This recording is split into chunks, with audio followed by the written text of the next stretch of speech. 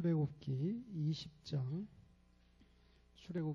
1절로 11절 말씀 우리 한번 뜻을 생각하면서 교독하겠습니다. 출애굽기 20장입니다. 하나님이 이 모든 말씀으로 말씀하여 이르시되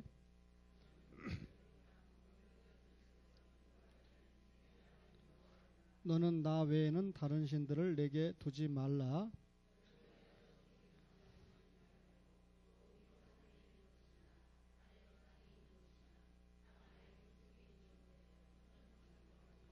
그것들에게 절하지 말며 그것들을 섬기지 말라. 나 내 하나님 여호와는 질투하는 하나님인즉 나를 미워하는 자의 죄를 갚되 아버지로부터 아들에게로 3, 4대까지 이르게 하거니와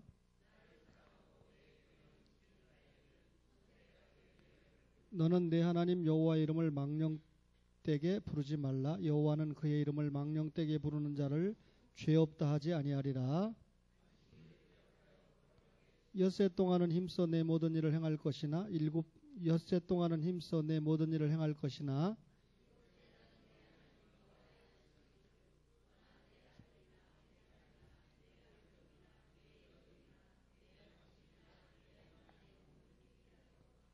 계속해서 이는 엿새 동안에 나 여호와가 하늘과 땅과 바다와 그 가운데 모든 것을 만들고 일곱째 날에 쉬었음이라. 그러므로 나 여호와가 안식일을 복되게 하여 그날을 거룩하게 하였느니라. 아멘.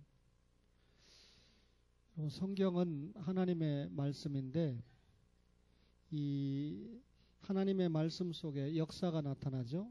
따라서 하나님 나라 역사가 성경 속에서 나타나는데 이 하나님 나라의 역사는 언약이라고 하는 방법을 통해서 나타나게 됩니다. 그래서 이 시간에 다 언약을 말씀드릴 수는 없고 몇 가지를 말씀을 드릴 수 있는데 이스라엘 백성이 하나님과의 언약에서 실패하면 하나님께서 반드시 돌아오도록 회복을 시키는 과정을 우리가 역사를 통해서 보게 됩니다. 그때는 반드시 징계라고 하는 방법이 동원이 되죠. 하나님과 성도 사이의 언약의 관계가 반드시 회복되도록 하나님께서 섭리를 하신다. 그 말이죠.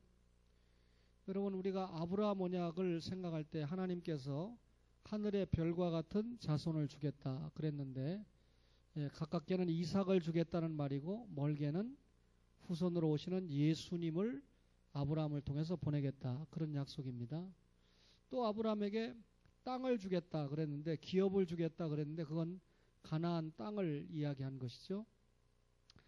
그런데 하나님께서 이 아브라함에게 언약을 주실 때 아브라함이 씨를 주신다 그러니까 금세 아멘으로 긍정을 했지만 땅을 준다고 했을 때 금세 아멘으로 긍정을 못했어요. 하나님께서 이방 땅에 가서 400년 동안 종살이 하다가 4대 만에 많은 재물을 가지고 나온다 그랬는데 아브라함의 손자인 야곱이 이름이 이스라엘이 됐죠.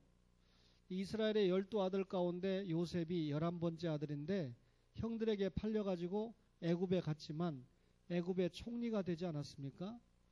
그러니까 아버지가 편애하고 형들이 미워한 것까지도 하나님께서 당신의 나라 역사에 합력해서 선을 이룬 것을 보게 되죠.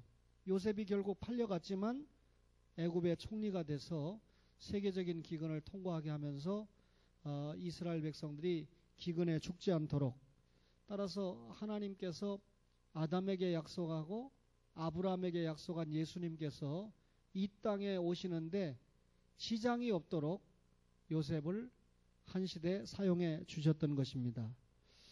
여러분 모세라고 하는 지도자를 세워서 이스라엘 백성들이 아브라함에게 약속한 대로 4대 만에 큰 재물을 가지고 애굽을 나왔죠. 그 애굽을 나온 것을 우리가 유월절 어린 양을 통한 구원이다 이렇게 이야기합니다. 3개월 만에 이스라엘 백성들이 언약 백성이 어디에 도착했습니까?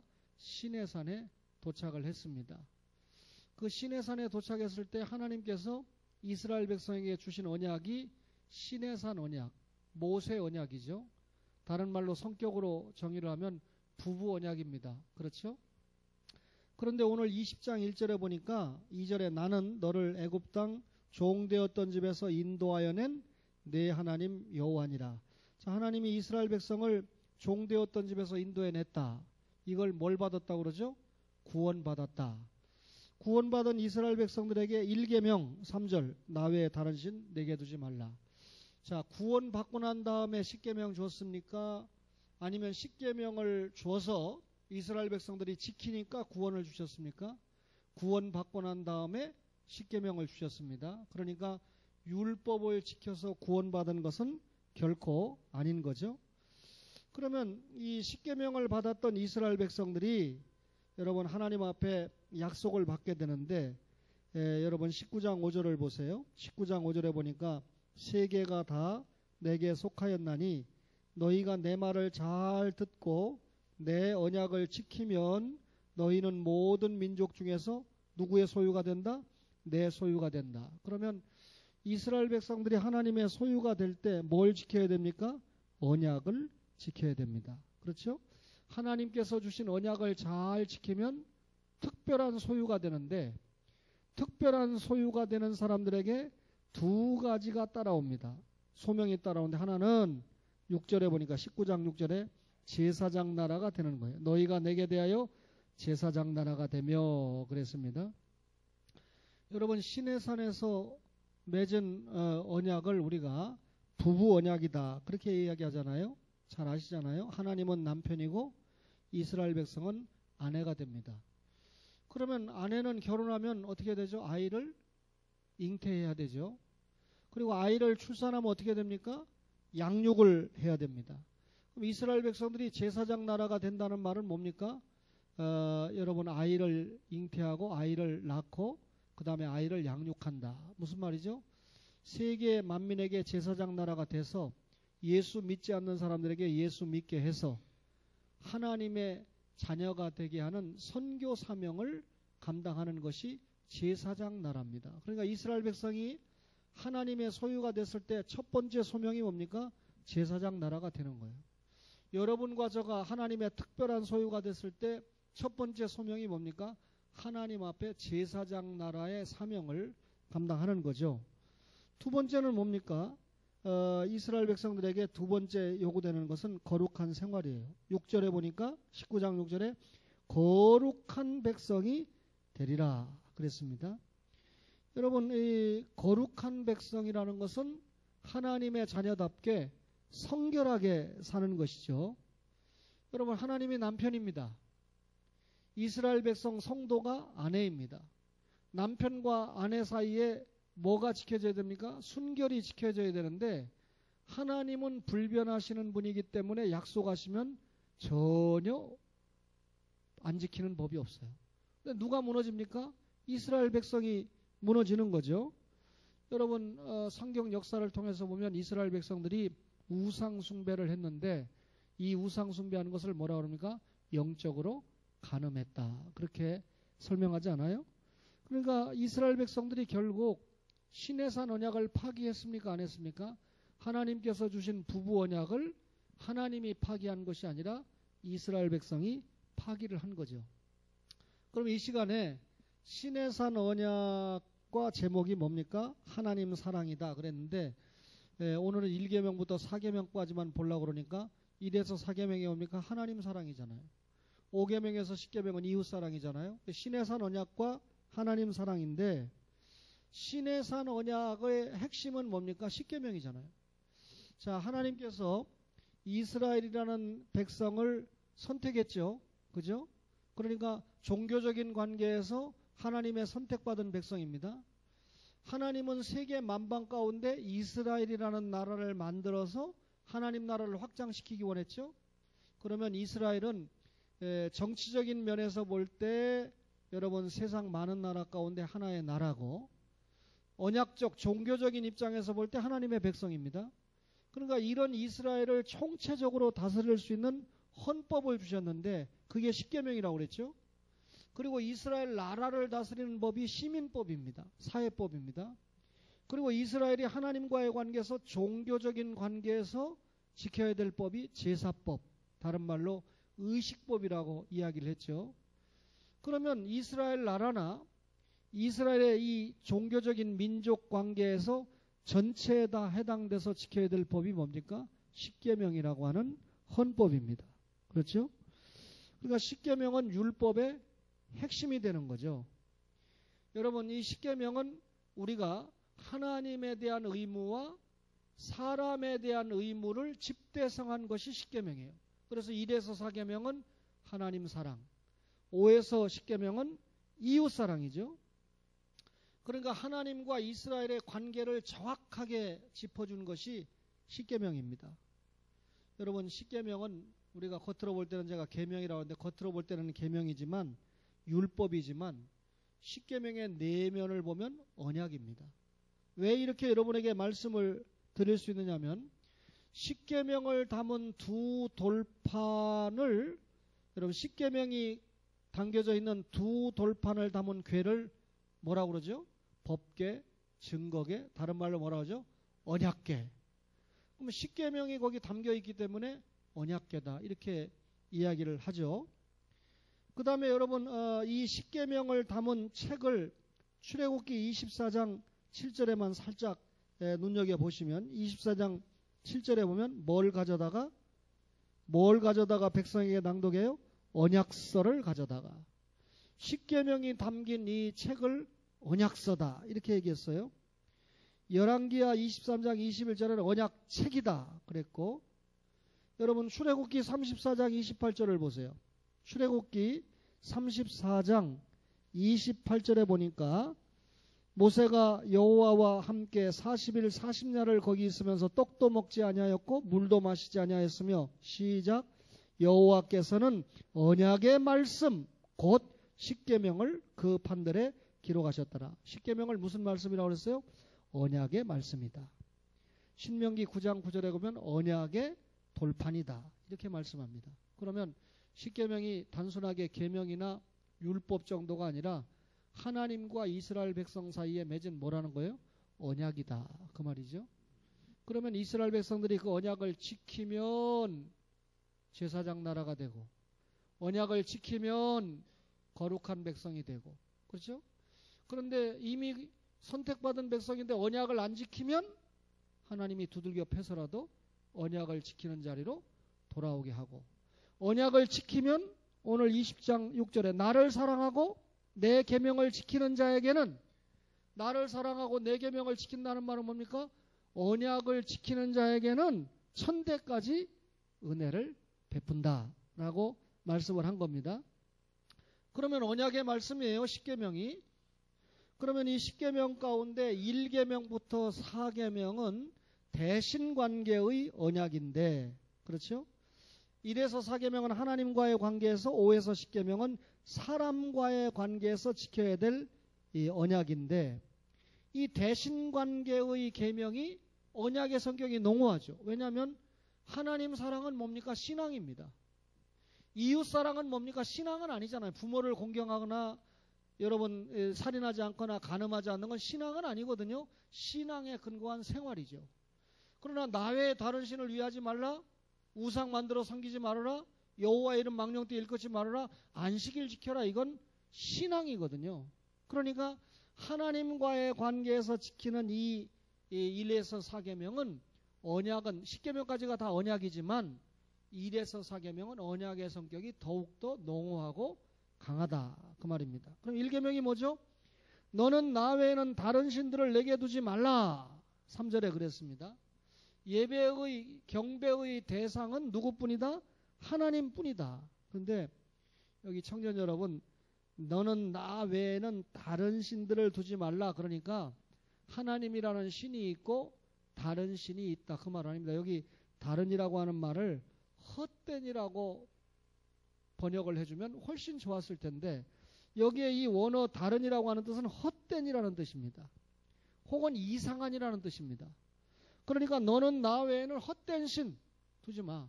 너는 나 외에는 이상한 신 두지 마. 그 말은 하나님만이 우리에게 경배와 찬양의 대상이 되는 유일무이한 신이다 그 말입니다. 그러니까 1계명은 뭘 강조하는 겁니까? 여호와의 유일성을 강조하는 거예요. 다음 주에는 제가 삼위 하나님이라는 제목으로 설교를 하는데 벌써 고민이에요. 왜냐하면 저는 다 소화를 하고 있지만 이 교리를 우리 성도들에게, 더군다나 낮예배 나오는 성도들에게 쉽게 이해를 시키려면 어떻게 해야 되겠느냐. 근데 제가 또 낮예배 나오는데 이 초신자들만 상대해서 설교하는 목사가 아니잖아요. 초신자만 상대해서 설교했으면 아마 더 좀 많이 모이는 교회가 되지 않았을까요? 어쨌든 간에 벌써 기도하고 고민하고 있는데 이미 한 3주 전부터 삼위 하나님 때문에 많이 눌려요. 고속버스 안에서도 삼위 하나님, 집에서도 또 삼위 하나님 이렇게 보고 있는데, 어쨌든 1계명은 뭡니까? 하나님은 유일하신 분이라는, 우리가 믿고 따라가는 나의 구속주도, 나의 창조주도, 나의 선택주도, 나를 인도하시는 주님도 그분이다. 그러니까 나 외에는 헛된 신을 위하지 말라. 다른 신 없다 그 말이죠. 그게 1계명의 핵심이에요. 그러니까 예수 그리스도를 통하지 않으면, 아담 이후의 모든 인생은 예수 그리스도 통하지 않으면 하나님 만날 수 없죠. 그러니까 너는 예수 믿고 하나님만 섬겨라 그 말이죠. 1계명이. 2계명은 뭡니까? 너를 위하여 새긴 우상을 만들지 말라. 4절에 보니까 너를 위하여 새긴 우상을 만들지 말고 쭉 설명합니다. 여러분 히브리 역사를 보면, 제가 시간상 다 안 찾아보지만 레위기 26장 1절에 보면 돌, 시편에 보면 또 금, 은, 나무 이런 걸 가지고 우상을 만들었어요.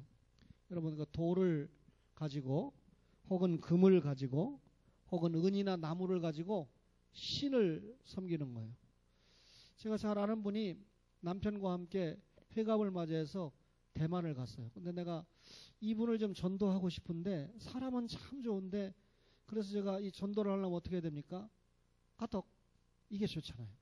대만에 갔는데 어디 갔는지 모르니까 제가 주일날 아침에 그분을 위해서 잠시 기도하고 카톡을 보내줬어요.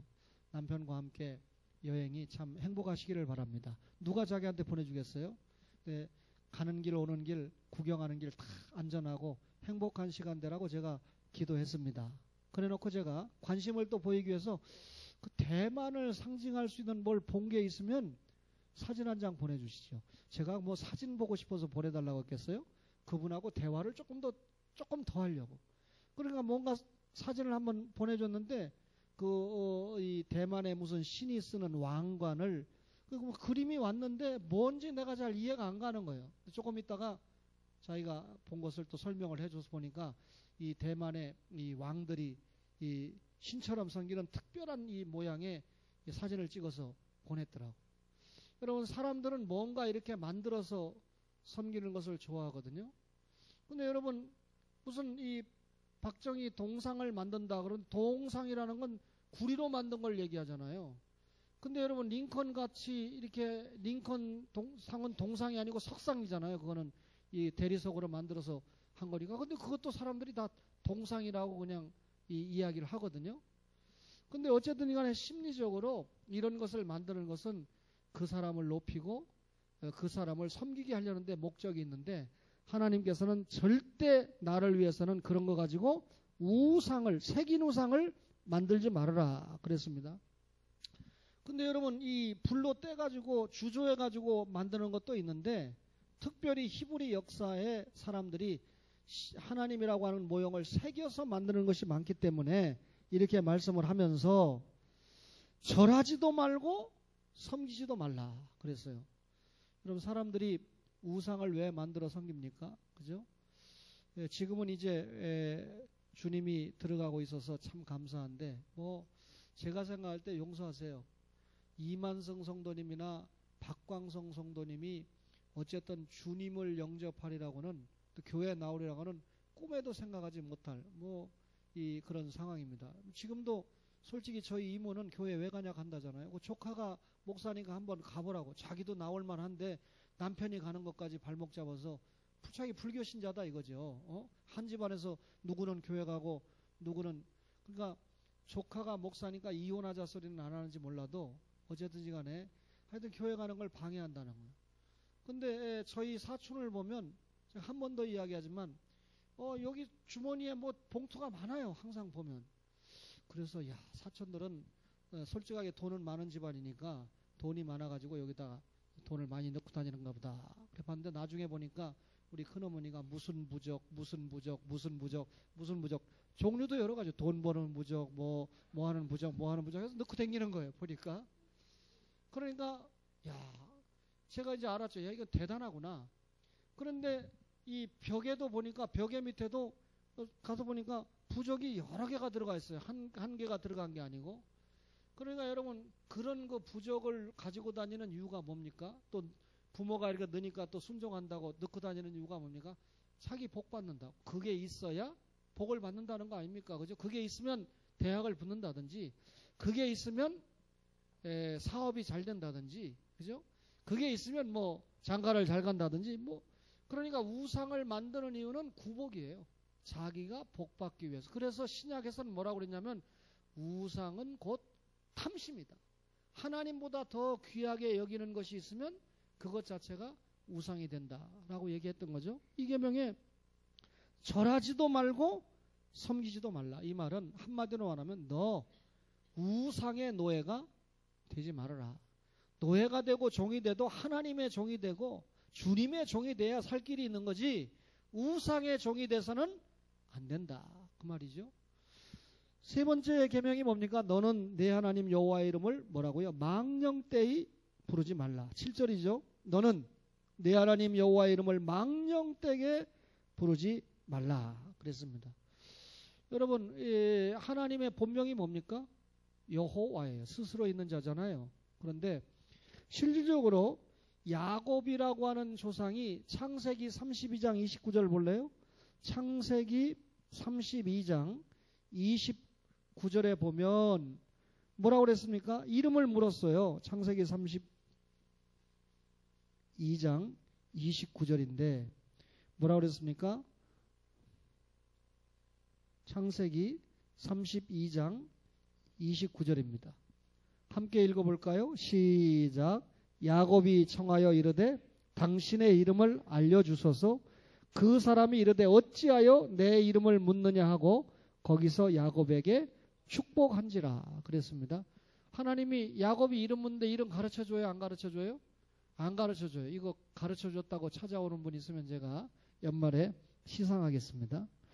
근데 언제 가르쳐주냐면 모세가 하나님 그 이스라엘 백성들에게 애굽을 떠나자고 할 때 네 하나님이 누구냐? 바로가 또 누구냐? 이렇게 물으면 뭐라고 하나님의 이름을 하나님을 뭐라고 설명해야 됩니까? 그러니까 하나님이 나는 여호와다. 출애굽기 3장 14절에 무슨 뜻이죠? 나는 스스로 있는 자니라. 그러니까 위로 쭉 올라가면 하나님 위에 없어요. 스스로 계신 분이기 때문에 그렇게 이름을 가르쳐 줬어요. 그런데 하나님께서 이 스스로 있는 자니라라고 하는 이름을 가르쳐 준 이유는 이스라엘의 하나님이 여러분 이스라엘 백성에게 구원을 주시는 분이고 이스라엘 백성에게 사랑을 주시는 분인 것을 가르쳐 주기 위해서 그것을 자기들이 구원받고 자기들이 하나님의 사랑받을 때 그 하나님이 누군가를 알게 하기 위해서 사실상 이름을 공개하신 겁니다. 그런데 이 하나님의 이름을 하나님의 구원과 하나님의 사랑을 기억하는 데 사용하지 못하고 쓸데없이 함부로 부르지 말라. 이게 여호와 이름을 망령되이 부르지 말라 그 말이거든요. 다시 말하면 우리가 하나님을 경배하고 하나님의 성호를 찬양하는데 여호와의 이름을 들먹거려야 되지. 야 교회 가면 하나님이 밥 먹여준다대? 그리고 무슨 이야기를 할 때 용서하세요. 우리 예수 믿는 신자가 참 제가 옛날에 이 서기관들은 글을 쓸 때 여호와 이름이 나오면 바깥에 가서 손 한번 씻고 와서 여호와를 썼다고 그러는데 까땜 말이 안 되는 소리죠. 그죠? 영어로 욕하는 소리잖아요. 영어 좀 한다는 친구들 하나님의 성호를 까땜 이러면서 욕을 하고 그러면 이거는 일종의 하나님의 성호를 망령되이 일컫는 거죠. 그러니까 우리가 저주하거나 내가 하나님의 이름으로 맹세하는데 너와 내 집은 오늘 밤에 망할 거다 하고 퍼붓는 건 여호와의 이름을 망령되이 일컫는 거죠. 여러분 저주나 악담이나 농담이나 희롱하는데 하나님의 이름을 사용하는 건 망령되이 일컫는 겁니다. 하나님을 찬양하고 하나님께 영광 돌리고 오늘 낮에 제가 첫 번째 찬송 부를 때는 자신 있었죠. 너 시험을 당치 말라고. 두 번째 찬송은 불러본 것도 같고 안 불러본 것도 같고, 그러니까 반주자가 얼마나 저한테 맞춰주느냐고 힘이 들었겠어요. 그러면 좀 부를 줄 아는, 여러분들은 다 음대 출신 아닙니까? 저는 신학대 출신이고. 그러면 좀 크게 좀 불러주고 해서 같이 이렇게 좀 되도록 해야지. 내가 보니까 초신자들이 더 크게 불러. 야, 오후 예배 나오시는 여러분들 회개해야 돼. 여러분 어떻게 해결해야 되죠? 지난주 오후 예배, 그죠? 모처럼 외부 강사가 와서 여러분 목사에게 설교 듣는데 외부 강사 왔는데 용서하세요. 참 은혜가 됐거든요, 지난주간에. 근데 물론 그런 스타일의 설교를 2번 내지 3번만 들으면 약간 이제 짜증 나는 겁니다. 약간은. 그러나 한 번 들을 때 참 우리에게 도전이 되고 자극이 될 수 있는 그런 말씀이거든요. 그분은 원고를 충실히 준비해왔기 때문에 다른 쪽으로 적응하다가도 돌아와요. 근데 원고를 준비 안 하는 똑똑한 사람은 한 번 나가면 빠지다가 결국은 못 돌아오게 되죠. 근데 외부 강사만 청하면 더 나와서 들어야 되는데 안 와. 그래서 집안으로 말하면 아버지 망신시키고 교회 망신시키는 거죠. 지난주에 한 25명 예배 드렸는지 모르겠어요. 오후에. 그러니까 지금 이 정도 36, 7명이 앉아 있어도 이 오후 예배 될까 말까인데 참 제가 민망하고 괴롭죠. 또 은혜를 받자고 한 건데 교회 생일날 그냥 넘어가기가 좀 뭐하고 그래서 제가 이 김 교수님 귀한 분 오셔서 좀 축하 겸 축복 겸 귀한 메시지를 좀 전해달라 했는데 청해놓고 또 겁나는 거예요. 12월 4일날 또 어디 가나. 웃고 있는 이 김명자 권사님은 그때는 아무것도 아니고 집사도 아니고 아무것도 아니고 그냥 이뿐이었는데 남편과 함께 1988년 12월 4일날 개척감사 예배 때 와서 예배를 드렸어요. 그죠? 참 세월이 많이 갔는데 이번에 돌아오는 게 딱 2016년 12월 4일이네요. 그러니까 진짜 교회 생일이 맞거든요. 그러니까 외부 강사님을 초청했는데 벌써 겁나는 거예요. 여러분들이. 그때는 여러분 모두 다 빠지지 않고 태중에 있는 아기까지라도 잘 안고 교회 와서 예배를 드리기 바랍니다. 자, 이제 이 얘기를 하려면 몇 계명을 해야 될까요? 4계명을 해야 되죠. 4계명이 뭡니까? 안식일을 기억하여 거룩하게 지키라 그랬는데 우리 출애굽기 20장 8절에 보니까 안식일을 기억하여 거룩하게 지키라. 안식일 지키라고 하는 건 두 가지 근거가 있어요. 하나는 창조 사역을 완성했기 때문에 안식하라는 거예요. 하나님이 엿새 동안 여러분 창조를 하고 일해야 되는 날 쉬셨죠. 창조 사역을 완성했기 때문에 안식하라는 것이 안식일입니다. 또 하나는 구속 사역을 완성했기 때문에 안식일 지키라는 겁니다. 여러분 예수님께서 금요일 날 십자가 지셨죠. 그리고 바로 유대는 더운 나라니까 바로 장사하죠. 사흘 만에 부활하셨죠. 그 부활하신 날이 무슨 날입니까? 주일입니다. 일요일이 아니고 주일입니다. 그죠? 그래서 구약의 여러분 안식일이 신약의 주일이 된데 왜냐하면 예수님이 내가 곧 너의 주인이다. 안식일의 주인이다. 그랬습니다. 구약의 안식일은 신약의 주일로 지키는데 이 주일을 지키는 근거가 뭡니까? 천지창조를 완성했기 때문에 지키는 것이고 구속사역을 완성했기 때문에 지키는 것이 안식일, 곧 주일입니다.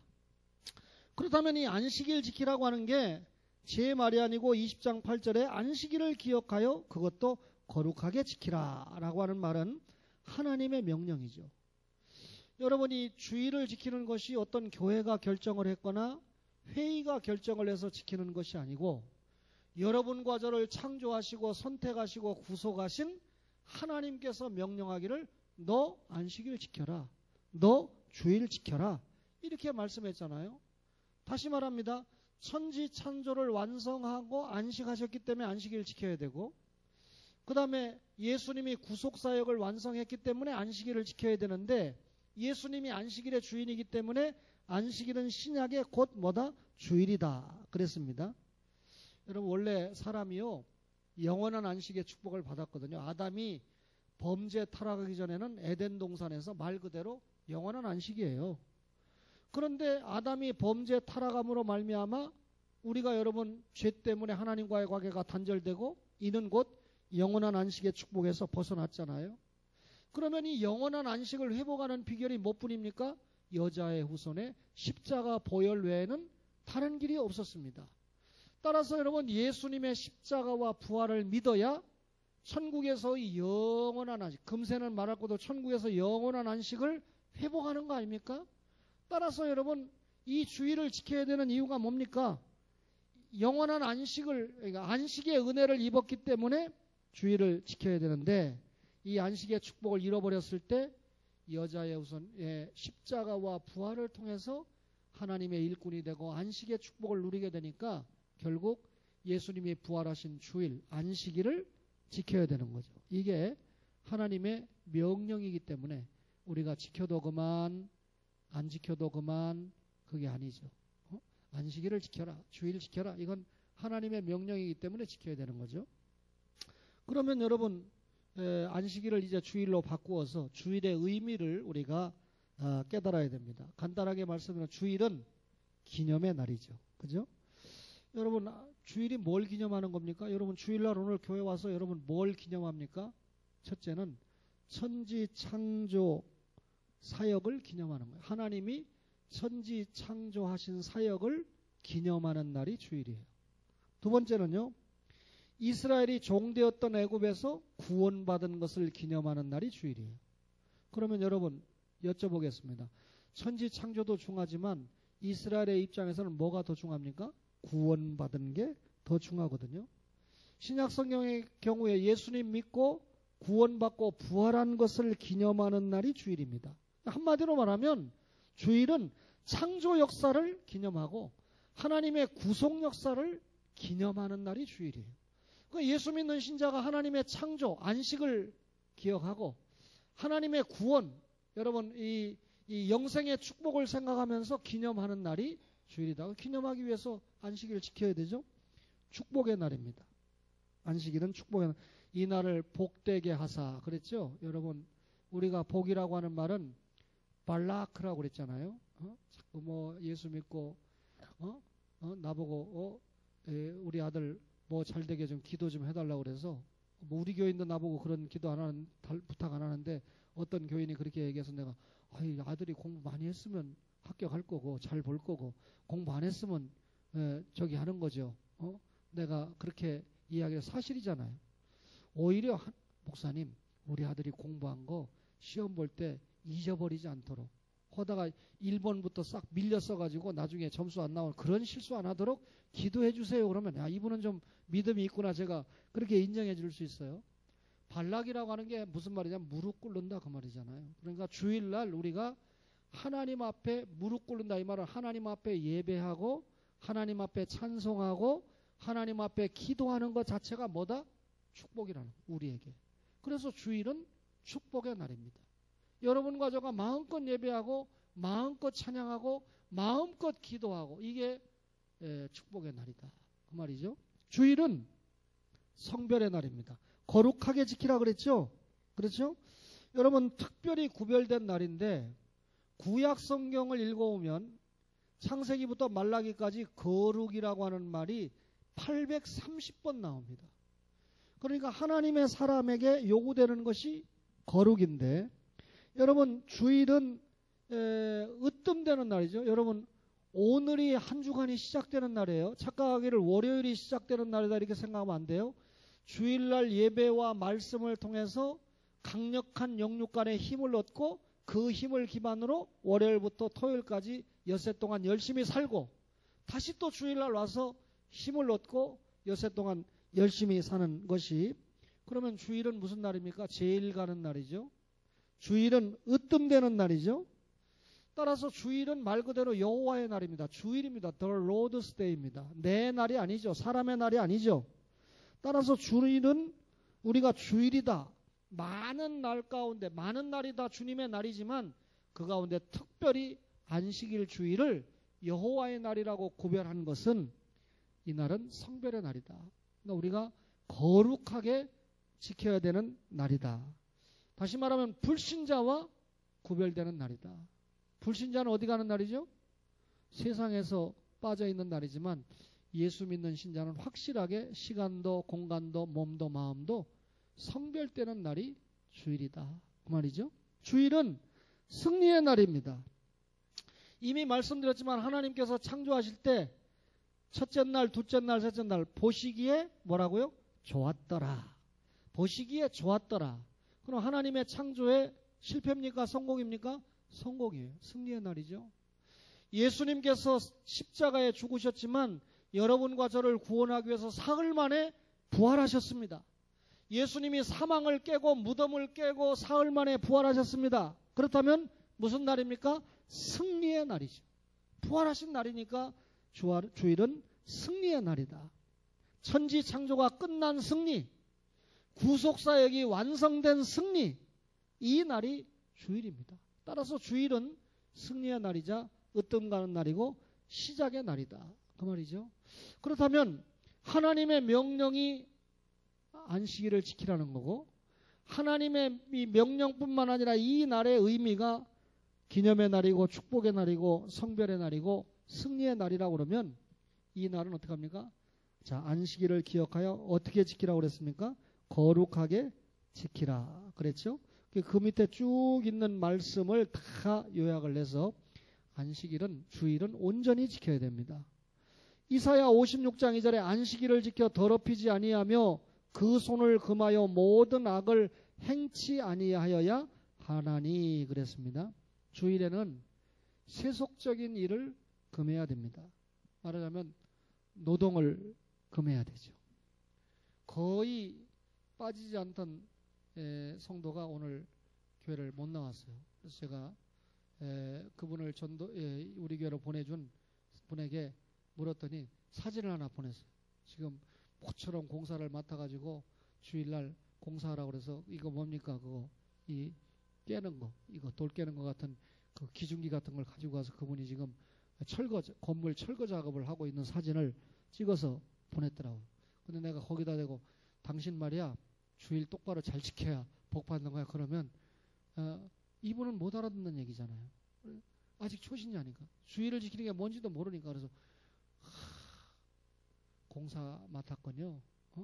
안전하게 공사 잘하시고 다음 주에는 꼭 교회에서 만날 수 있도록 제가 기도하고 바라겠습니다. 이렇게 하고 보냈는데 아직 공사하는 중이가 못 봤죠. 그죠? 참 이러니까 제가 여기 만약에 김병준 장로님이 어디 가서 공사하느라고 주일날 못 왔다 그러면 내가 공사를 맡았군요. 다음 주에 꼭 만날 수 있기를 그렇게 보냈겠어요? 그렇게 할 수가 없죠. 보내려고 하면 제가 그때는 이제 목사와 성도의 관계에서 대차게 뭐라고 할 수 있죠. 그죠? 여러분 세속적인 일을 금해야 된다. 사실 여러분 어느 장로님이 고백을 하는데 제가 신학교 다닐 때 명 교수님이 예배당 공사할 때 주일날 공사하는 교회가 있잖아요. 예배당 건축할 때 그걸 뭐 교수님이 뭐 엄청나게 까더라고요. 주일 성수가 뭔지도 모르고 문 안에 유하는 객이라도 쉬게 하라는데 근데 지네 교회 칠 때 주일날 공사하는 거야. 왜냐하면 한 500억 들었다니까 그 교회가 500억 드는 건물을 짓는데 노동자들에게 주일날 그러니까 언제부터 언제까지 공사해주기로 해서 얼마 주기로 한 겁니까? 그러니까 이 목사가 주일날 노르면 큰일 난다는 거죠. 그래서 주일날 공사를 시키니까 장로님들이 나중에 도대체 이 목사가 대단한 사람이라 알고 따라왔는데 이거 사사건건이 보면 이게 말이 안 되는 거거든요. 그래서 저는 지금 아예 건축을 안 하고 있습니다. 왜냐하면 건축해가지고 또 여러분들에게 딜레마에 빠지게 하면 안 되니까 이 무슨 말인지 잘 알아들어야 되는데 그러니까 여러분 하나님 앞에 말씀 앞에 지키면 그것이 잠시는 손해가 되는 것 같이 보일지라도 종국엔 하나님이 말씀을 지킨 그에게 어떻게 합니까? 내 계명을 지키는 자에게는 천대까지 은혜를 베푼다는 심은 대로 거듭난 하나님의 말씀에 여러분 보상이 오거든요. 주일은 여러분 이렇게 세속적인 일을 금해야 되고 주일에는 오락을 금해야 됩니다. 그죠? 죄의 모양이라도 버리라고 그러는데 육신을 즐겁게 하는 일이죠. 그죠? 주일날 주일날은 성경을 보고 경건한 일에 여러분 몰두하고 하는 게 필요하죠. 마지막으로 주일에는 신령한 자비를 베풀어야 되는데 자, 예수님이 베데스다 목가에 38년 된 병자를 고친 게 안식일이었어요. 그리고 이게 바리새인들하고 시비거리가 됐죠. 가버나움에 귀신 들린 자도 고쳐줬습니다. 베드로의 장물을 고쳐준 것도 안식일이에요. 소경에 눈 뜬 것도 안식일입니다. 고창병 걸린 자 18년간 꼬부라져 펴지 못한 여인을 고쳐준 것도 주일이었어요. 여러분, 의사가 있는데 주일날 피를 철철 흘리고 오는데 사고가 나가지고 야, 오늘은 주일이니까 내가 치료 안 한다 하고 돌려보내는 게 아니고 주일은 신령한 자비를 베풀어야 된다, 그 말이죠. 그러면 이 말을 또 역이용해서 야, 주일날은 신령한 자비를 베풀고 예수님도 안식일에 병자 다 고쳤으니까 나는 의사니까 주일은 예배 못 드려도 병원 가서 내가 당직이 걸리면 가야 되겠죠. 가서 참 어쩔 수 없으니까 기도하고 그래도 또 더 좋은 크리스찬이 되려고 그러면 주님, 제가 주일날은 내가 아니라도 일하는 의사들 많잖아요. 그렇게 기도해야 되겠죠. 노력해야 되겠죠. 어쨌든 여러분, 주일에는 신령한 자비를 베풀어야 된다 그랬습니다. 여러분, 김일성 치하에서 고신대학교 보건병원을 세운 장기려 박사는 자기 아들을 이 주일날 학교 나오라고 했다는 때문에 학교 그만두게 했습니다. 그때는 그 주일을 지켜서 학교를 그만두게 했어요. 오해하지 마세요. 시간이 가면 이제 현실적이 되니까 우리 주영이 같이 이렇게 공무원 생활도 하고, 여러분, 주영이하고 오늘 제가, 여러분들은 주영이하고 무슨 대화했나요? 목사는 관심이 있으니까 야, 너 광화문에 불려가서 어떻게 잘 충돌 없이 잘 했냐. 그러니까 목사님, 사실 보도는 경찰과 이 데모대라고 하지 말고 뭐라고 그랬죠? 예? 이 민중 집회를 하는 사람들과 충돌이 없는 것처럼 다 보도가 나지만 그냥 군데군데에서 경찰들 죽을 맛입니다. 그냥 밀고 땡기고 고생 좀 했습니다. 그래서 제가 위로를 좀 해줬습니다. 여러분, 주의를 지켜야 되잖아요. 제 아들 녀석도 이제 결혼을 하고 나니까 이 여러 가지 이 고민이 많았지만 주의를 지킬 수 있는 직장을 찾는다는 게 정말 쉽지 않았던 거죠. 근데 여러 가지 이 직장문이 열릴 때 가장, 오늘 제가 이 설교를 했는데 주일 성수에 이제 면접을 보는데 그 회사에서 그러더래요. 보니까 마스크도 괜찮네. 그리고 영어도 좀 하네. 그러니까 그 주일날 근무하는 프론트에 좀 해라. 그러니까 우리 아버지가 목사님입니다. 제가 이 회사에 서류를 낸 것은 내가 봉급을 본 것도 아니고 우선 가장 좋은 것은 내 앞길에 전망을 본 것도 아니고 주의를 지킬 수 있는 회사이기 때문에 지원을 했습니다. 그러니까 그냥 프론트 근무한다고 했으면 그 자리에서 합격 이렇게 하고 돌아왔을 텐데 주의를 지키기 위해서 나는 그 부서를 못 가고 경영전략팀인가 무슨 경영전략팀에 월요일부터 금요일까지 근무하는 거기에 나는 지원했으니까 다른 건 난 신경 안 쓴다 이러니까 돌아가 있으면 뭐 연락을 주든지 한다고 그러대요. 근데 이틀 만에 연락이 왔어요. 그러면서 여러 가지 비전을 이야기하면서 같이 일해보자. 근데 뭐 이사가 봤다는데, 전무가 봤다는데 대표이사가 이 회사 당신이 1호 직원이니까 목사 아들이 1호로 뽑은 첫 직원이기 때문에 꼭 얼굴을 한번 보고 싶어 한다. 그래서 내일 1시 반에 대표이사를 보고 근무를 시작한다는 거예요. 어쨌든 주의를 성수할 수 있는 직장을 들어가게 돼서 얼마나 감사한지 모릅니다. 사랑하는 초원의 가족 여러분, 1계명에서 4계명은 하나님 사랑, 신앙입니다. 여러분, 이 계명을 지키는 자, 이 언약을 지키는 자에게는 천대까지 하나님의 사랑을 받지만 그만큼 복이 길어지지만 계명을 지키지 않으면 어떡합니까? 우리가 이미 구원받았기 때문에 징계를 받고 언약을 지키는 삶으로 돌아오는 수밖에 없어요. 결론입니다. 맞고 신앙생활 할래요? 안 맞고 신앙생활 할래요? 찬양하겠습니다.